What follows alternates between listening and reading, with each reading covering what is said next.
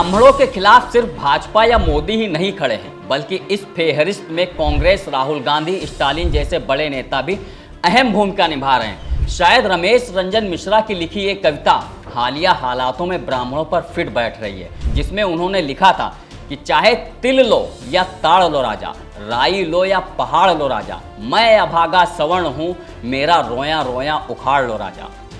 ब्राह्मण आज प्रशासनिक, राजनीतिक और सामाजिक रूप से शोषित, पीड़ित, वंचित हो गया है। पहले इन ब्राह्मणों पर आरक्षण, SC/ST एक्ट और फिर UGC के बाद अब राजनीतिक तौर पर भी उन्हें दरकिनार करने की पूरी तैयारी चल रही है।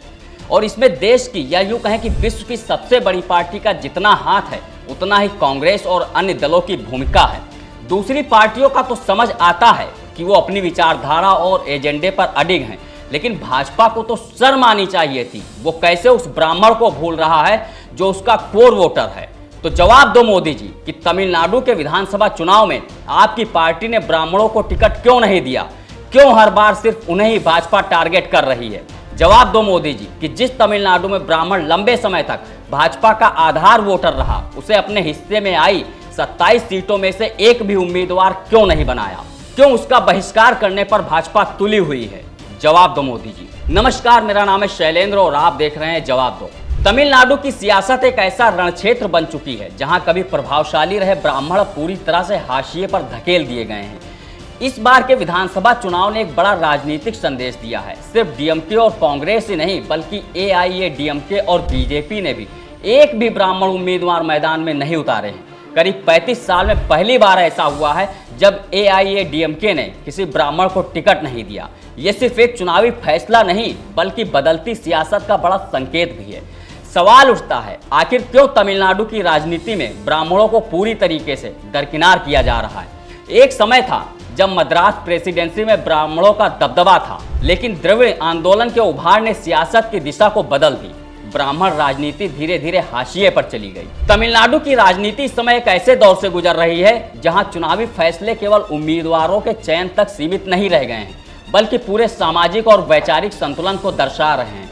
सबसे बड़ा झटका तब लगा जब BJP जैसी पार्टी, जिसे लंबे समय तक ब्राह्मण समर्थन का मजबूत आधार माना जाता रहा, उसने भी अपने हिस्से की 27 सीटों में एक भी ब्राह्मण उम्मीदवार को टिकट नहीं दिया।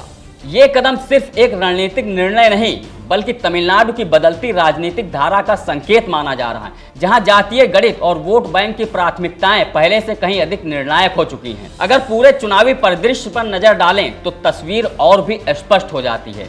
इंडिया गठबंधन के तहत DMK 164 और कांग्रेस 28 सीटों पर चुनाव लड़ रही है, लेकिन दोनों ही दलों ने किसी भी ब्राह्मण उम्मीदवार को मौका नहीं दिया। उनके सहयोगी दलों, लेफ्ट पार्टियां, VCK और मुस्लिम लीग ने भी यही रुख अपनाया। दूसरी ओर NDA में शामिल AIADMK, BJP और PMK ने भी ब्राह्मण उम्मीदवारों से पूरी तरह दूरी बना ली। ये एक व्यापक राजनीतिक पैटर्न बन चुका है जो ये दर्शाता है कि तमिलनाडु की सियासत में ब्राह्मणों की भूमिका लगातार सीमित होती जा रही है। इस बदलाव को समझने के लिए इतिहास की ओर देखना जरूरी है। एक समय था जब जयललिता जैसी ब्राह्मण नेता राज्य की राजनीति का सबसे बड़ा चेहरा थी और उनकी पार्टी ब्राह्मण मतदाताओं के सहारे सत्ता में आती रही, लेकिन उनके निधन के करीब एक दशक बाद हालात पूरी तरह से बदल चुके हैं।